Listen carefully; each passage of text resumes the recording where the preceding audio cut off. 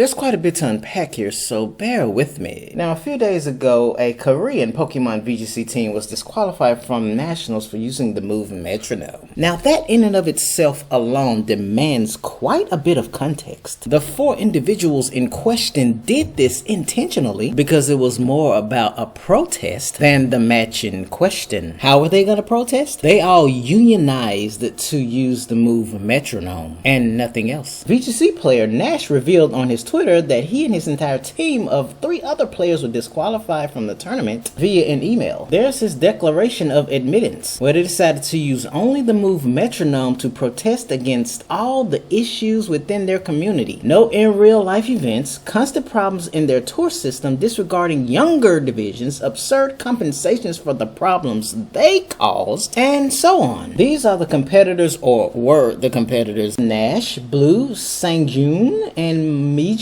all agreeing to unionize to use the move Metronome. It basically calls a random move from the entire repertoire of moves in a Pokemon game, with some exceptions. You don't want everyone using Splash, Ember, Barrage, etc. for an entire match. Now, so far, this collusion is the initial reason why everyone got disqualified. They lost their day 2 invites to the 2023 Pokemon World Championship. The fact of the matter is that they can be pegged for collusion. It's in their sportsmanship rules. But that in and of itself doesn't make sense. We can preach all day about Metronome being an example of determining an outcome of a match by random means, but we can also say the same thing with that Lucky Fisher, that bullshit high jump kick miss, Quick Claw activating like it's on fucking steroids, and that Galarian Slowbro isn't even holding the item at that. The list goes on and on because Pokemon is the definition of RNG and has been since day 1. All I'm saying is that they need to rethink that rule a bit. That can be applied to a lot more than Metronome. That's why they got disqualified, initially anyway, because a few days later, in addition to the prohibited acts confirmed in the previous notice, it has been confirmed that the players in question have engaged in the following acts while participating in the PTC 2023 finals. All players' battle teams included illegally modified Pokemon, on top of them all agreeing in advance to collude with the move Metronome. Remember, ladies and gentlemen, the initial reason all 4 of them got disqualified is as follows. Multiple Pokemon hold only one move, and hence normal battles and tournament operation is impossible. These are what many other official tournaments prohibit by the following rules. These that can harm the other participants or promote offensive images. Other deeds that Nintendo, the Pokemon Company, etc. finds inappropriate. So it sounds like they can just make up shit on the fly. This was the initial reason. So where did this information come from? That's right, they can't permanently ban these players off of something as petty as a Metronome only competition. This seems very devious to me. Days later, they can find a reason to permanently ban them from something that they really have to do a bit of witch hunting to find. For those of you who don't know, all shades of the Pokemon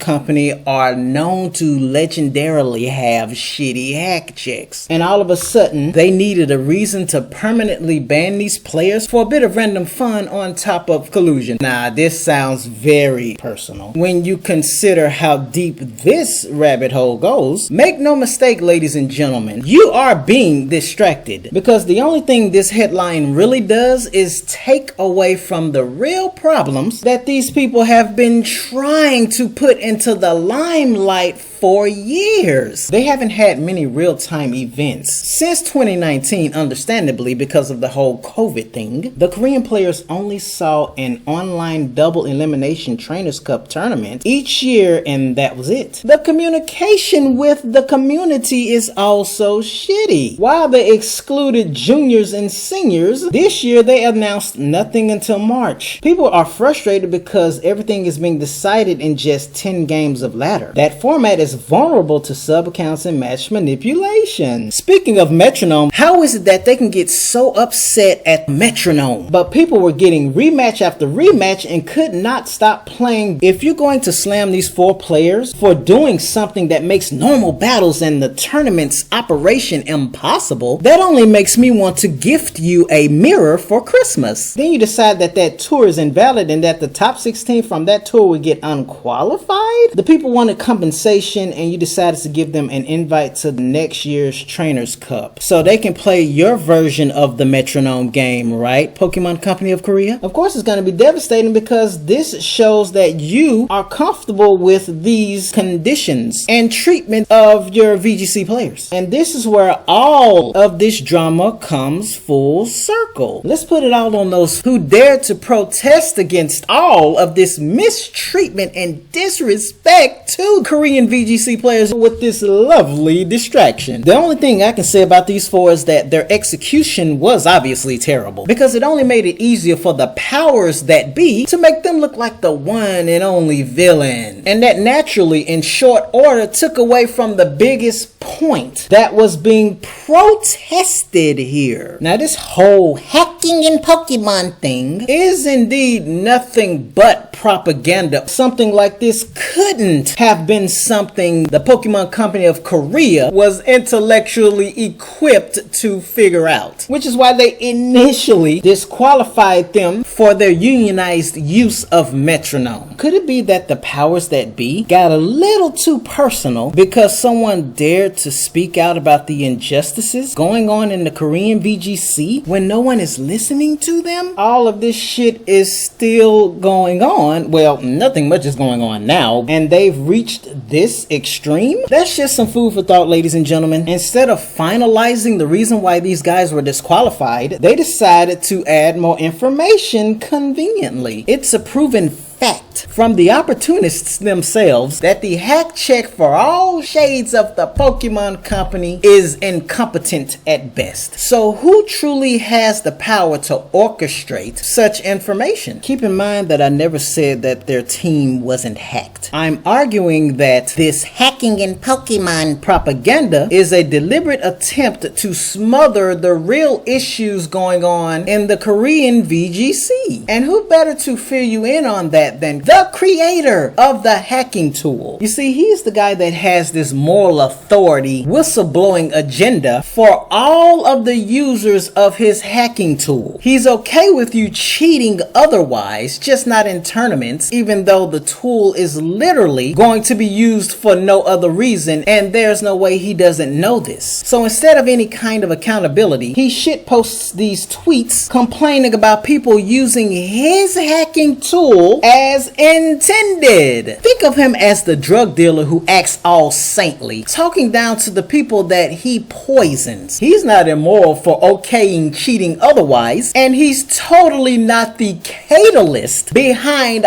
all of this cheating. What other way do these players have to cheat than through PK Hex? So instead of shutting it down and going, I'm the real reason all of this is out of control, he's going to update it for every new generation of Pokemon games instead and act like he has nothing to do with all of this chaos perpetrated by his hacking tool. And the other bottom feeder is one that you all should know. It's all about virality, ladies and gentlemen. No one with a brain is buying this propaganda orchestrated by a drama-mongering narcissist that thinks he's some kind of moral authority in bed with the hacker that created the hacking tool all of these VGC players are running to cheat with. You got a dead platform that has been murdered from the inside out for over a decade now, doing anything to try and revive itself when it's the same script from 2013. Believe the same guy that has the most unadulterated and accurate review of Pokemon Legends Arceus, a game he didn't bother playing beyond a little over 3 hours, while claiming objectively that it's the worst Pokemon game ever, because being a contrarian also adds to that virality he's desperately scraping for. So don't forget about those bottom feeders who took what's going on in the Korean VGC as an opportunity to push propaganda a decade decade in the making. Because at the end of the day, do you really think that the Pokemon Company of Korea really looked into a palette swap of a Pokemon and what way it was obtained when it can legally exist anyway? No, ladies and gentlemen, the internet is free and a circus. So don't think the Pokemon Company of Korea actually put in the work with their known shitty hack checks to find that these players' teams were also hacked when they can get that information handed to them on the internet. Drama sells, which makes it so much easier to take away from the real problems and reason for the protest, admittedly poorly executed. You don't have to take my word for it, ladies and gentlemen. Let one of those bottom feeders himself tell you. Their whole crusade is one giant nothing burger, which is why they pretend that some kind of competitive advantage actually exists, like impossible stats, or in other words, they have to make the issue too big to ignore. So feel free to believe someone so disingenuous because they desperately need clicks, but if you truly want to be informed on what the real issues are, you can think for yourself and look beyond the disingenuous and their exaggerations and find the real issues. Either way, it's up to you to think freely or be another clueless NPC.